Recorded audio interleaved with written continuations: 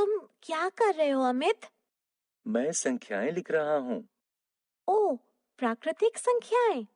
क्या तुम जानते हो कि यदि हम इसमें शून्य जोड़ दें तो उन संख्याओं को क्या कहते हैं? मैं जानता हूँ। अब ये पूर्ण संख्याएं बन गई हैं। और अब ये क्या है? ऋणात्मक संख्याएं। हाँ, ये ऋणात्मक संख्याएं हैं और इन संख्याओं के समूह को पूर्णांक कहते हैं। परिमेय और अपरिमेय संख्याएं, ये क्या होती हैं? क्या तुम जानते हो कि दूसरे प्रकार की संख्याएं भी होती हैं जिन्हें परिमेय और अपरिमेय संख्याएं कहते हैं? परिमेय और अपरिमेय संख्याएं, ये क्या होती हैं? आओ इनके बारे में विस्तार से चर्चा करें। उद्देश्य। इस पाठ के अंत में आप निम्न करने में सक्षम हो जाएंगे। पूर्णांकों, परिमेय संख्याओं और अपरिमेय संख्याओं को परिभाषित करना। संख्या रेखा पर अपरिमेय संख्याओं को निर्धारित करना। वास्तविक संख्याओं के दशमलव प्रसार को प्राप्त करना। संख्या रेखा पर वास्तविक संख्याओं को प्राप्त करना। वास्तविक संख्याओं का योग, व्यवकलन, गुणन और विभाजन करना और वास्तविक संख्याओं के लिए घातांक के नियम बताना। संख्या रेखा पर संख्याएं। संख्या रेखा पर स्थित 1, 2, 3, 4 इत्यादि संख्याएं प्राकृतिक संख्याएं कहलाती हैं। प्राकृतिक संख्याओं को n चिन्ह से प्रदर्शित करते हैं। यदि हम प्राकृतिक संख्याओं के साथ शून्य शामिल कर दें तो इन संख्याओं को पूर्ण संख्याएं कहते हैं। पूर्ण संख्याओं को W चिन्ह से प्रदर्शित करते हैं।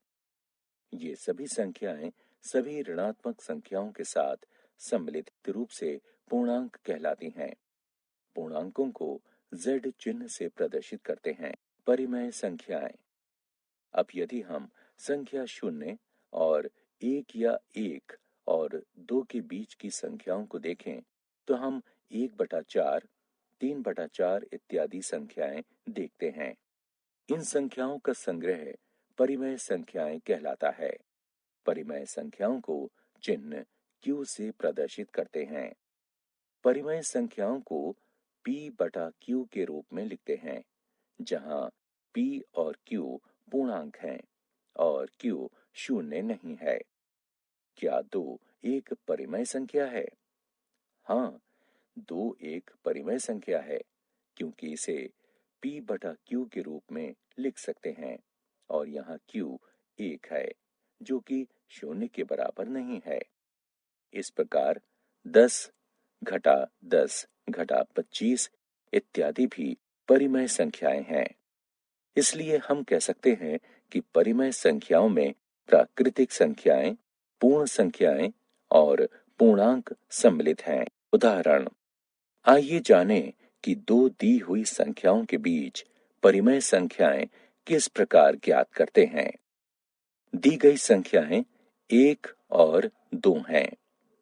मान लीजिए कि 1 R है और 2 S है। R और S के बीच परिमेय संख्याएं ज्ञात करने के लिए हमें इनका योग करना होगा और योगफल को 2 से विभाजित करना होगा। परिणाम स्वरूप हमें 1-2/2 यानी 3/2 प्राप्त होगा। अतः 1 और 2 के बीच की परिमेय संख्या 3/2 होगी। इसी प्रकार 1 और 3/2 के बीच की परिमेय संख्या 5/4 होगी। अपरिमेय संख्याएं। आप ये जरूर सोच रहे होंगे कि क्या ऐसी भी संख्याएं होती हैं जो P/Q के रूप में नहीं होती। हाँ, ऐसी भी संख्याएं हैं जो P/Q के रूप में नहीं लिखी जा सकती। उन संख्याओं को अपरिमेय संख्याएं कहते हैं। उदाहरण स्वरूप वर्गमूल 2, वर्गमूल 3, वर्गमूल 7, 0.10, 110, 1110, 1110, पाई इत्यादि। यदि हम सभी परिमेय संख्याओं और अपरिमेय संख्याओं को एक झोले में एकत्रित करें तो संख्या रेखा पर कोई संख्या नहीं बचेगी और इस संग्रह को हम वास्तविक संख्याएं कहते हैं। अतः एक वास्तविक संख्या या तो परिमेय होती है या अपरिमेय। संख्या रेखा पर अपरिमेय संख्याएं। अब हम संख्या रेखा पर अपरिमेय संख्याओं को निर्धारित करना सीखेंगे। आओ देखें कि वर्गमूल 2 संख्या रेखा पर कहाँ स्थित है। इसके लिए हम पहले एक एकक वर्ग OABC लेंगे जिसकी प्रत्येक भुजा की लंबाई एक एकक हो। पाइथागोरस प्रमेय का प्रयोग करके OB वर्ग बराबर होगा एक वर्ग धन एक वर्ग के, या OB एक वर्ग जमा एक वर्ग के वर्गमूल के बराबर होगा जो कि 2 के वर्गमूल के बराबर होगा। संख्या रेखा पर वर्गमूल 2 को निरूपित करने के लिए हम इस बात का ध्यान रखते हुए कि शीर्ष शून्य के साथ संपाती बना रहे वर्ग को संख्या रेखा पर स्थानांतरित करेंगे।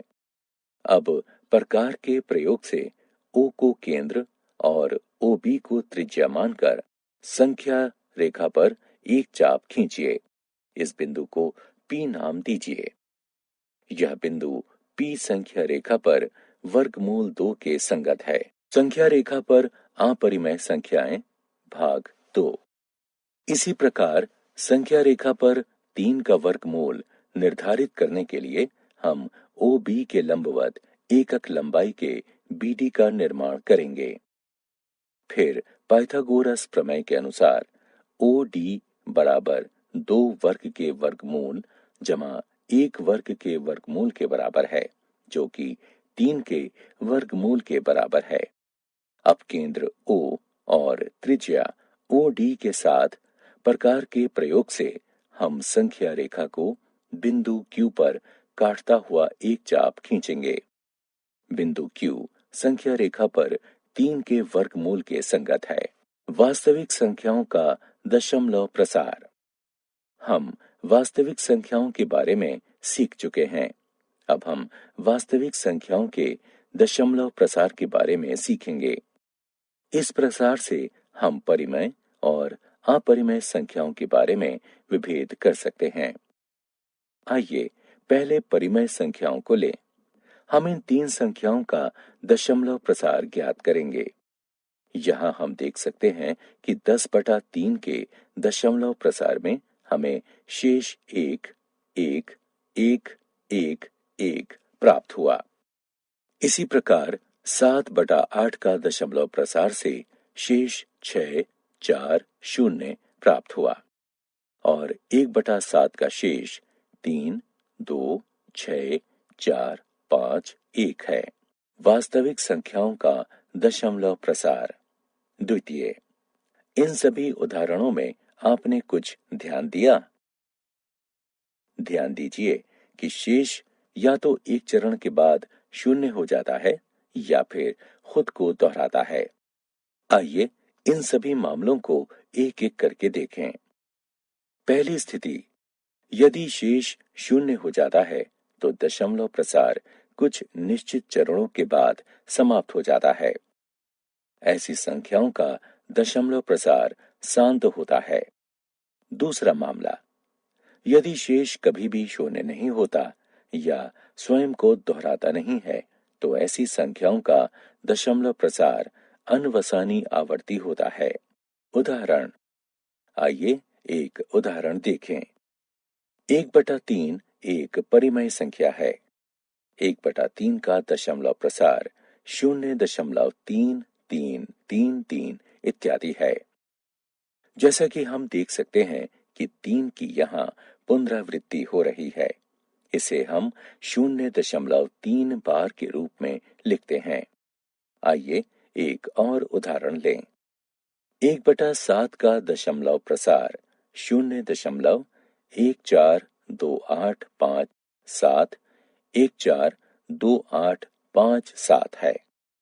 यहाँ 142857 आवर्ती है, अतः हम इसे 0.142857 बार के रूप में लिख सकते हैं।